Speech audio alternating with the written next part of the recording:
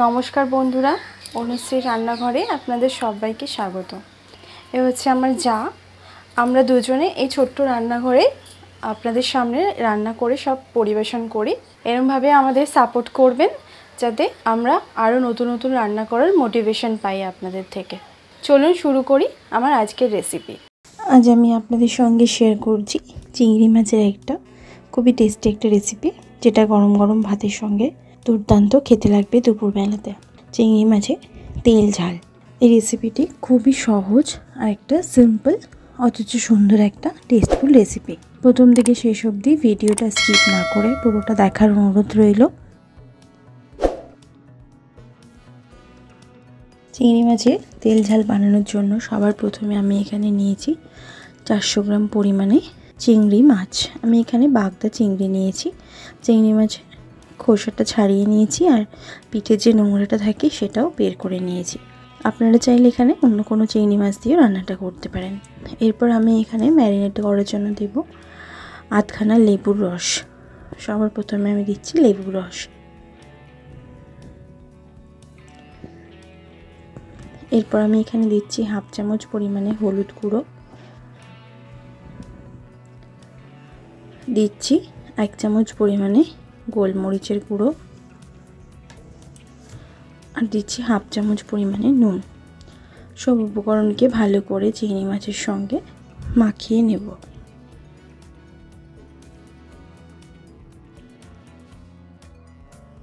ভালোভাবে চিংড়ি মাছটা ম্যারিনেট হয়ে গেছে।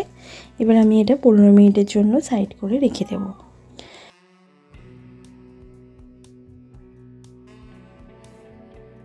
ফিরে এলাম 15 মিনিট পর। গ্যাসটা অন করে কড়াটা গরম করে নিয়েছি। তার মধ্যে দিয়ে দিচ্ছি পরিমাণ মতো সর্ষের তেল। আমি রান্নাটা এখানে সর্ষের তেলেই করব। তেলের মধ্যে আমি দিচ্ছি 2 চামচ পরিমাণে চপিং করে রাখা রসুন। ভালো করে রসুনটা দিয়ে ভালো করে ভেজে নেব, যাতে রসুনের একটা উগ্র গন্ধ থাকে সেটা অনেকটাই কেটে যাবে।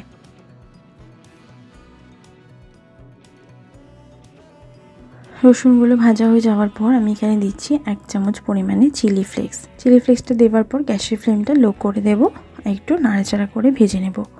এতে করে রসুনটাও আর একটু ভাজা হয়ে যাবে। আপনাদের কাছে যদি চিলি ফ্লেক্স না থাকে তো কয়েকটা শুকনো লঙ্কাকে ছোট ছোট চপিং করে দিয়ে দিতে পারেন। এরপর আমি দিয়ে দিচ্ছি রসুন আর চিলি ফ্লেক্সটা ভালো করে ভাজা হয়ে যাওয়ার পর ম্যারিনেট করে রাখা চিংড়ি মাছগুলো দিয়ে ভালো করে একটুখানি নাড়াচাড়া করে নেব। এখানে আলাদা করে চিংড়ি মাছ আমি ভাজিনি। আর আমার চ্যানেলটি যারা এখনও পর্যন্ত সাবস্ক্রাইব করেননি তারা প্লিজ আমার চ্যানেলটিকে সাবস্ক্রাইব করে নেবেন আমার প্রতিদিনের ভিডিও আপডেট পাওয়ার জন্য। এরপর আমি এখানে দিচ্ছি হাফ চামচ পরিমাণে নুনটা অবশ্যই নিজেদের টেস্ট অনুযায়ী এখানে দেবেন। আর দিচ্ছি 1 মুঠো মতন ধনেপাতা কুচি দিয়ে ভালো করে নাড়াচাড়া করে নেব।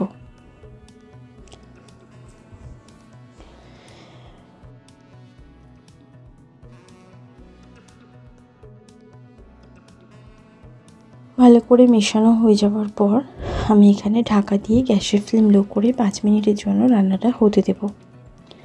ফিরে এলাম 5 মিনিট পর। ঢাকাটা সরিয়ে নিচ্ছি।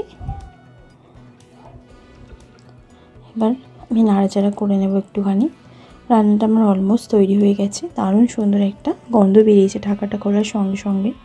রসুন আর ধনেপাতা কুচির একটা দারুণ সুন্দর কম্বিনেশন, একটা খুব সুন্দর একটা গন্ধ বেরিয়েছে।